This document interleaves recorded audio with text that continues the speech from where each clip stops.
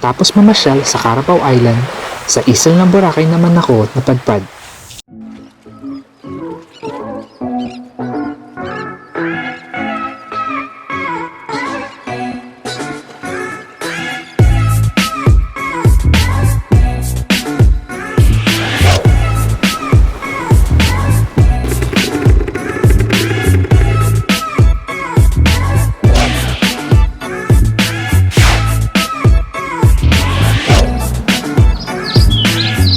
Binisita ko ang Boracay noong nakaraang taon 4 na araw bago ito isara noong April 26, 2018.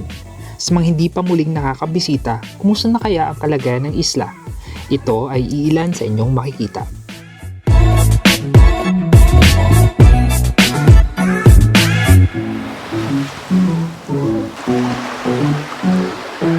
Bago kayo payagan na makapasok sa isla sa pantalan ng Caticlan, kanila nang tatanungin kung kayo ay may accommodation.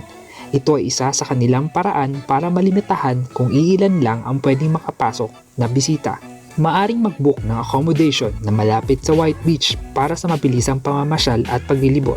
Madami na ang pagbabago sa isla. Ang pagsara nito ang tanging paraan para maiwasan sa hinaharap ang anumang tuluyan na pagkasira ng kapaligiran at ang isla sa kabuuan. Ang isla ng Boracay pa din ang isa sa mga prestiyosong isla may pagmamalaki ng Pilipinas na dapat pasyalan.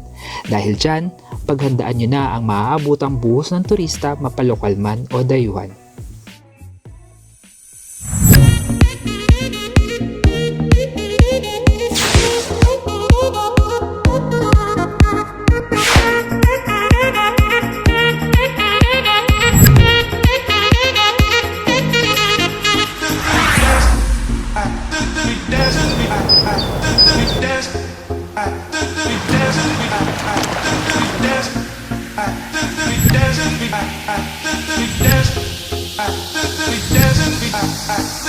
We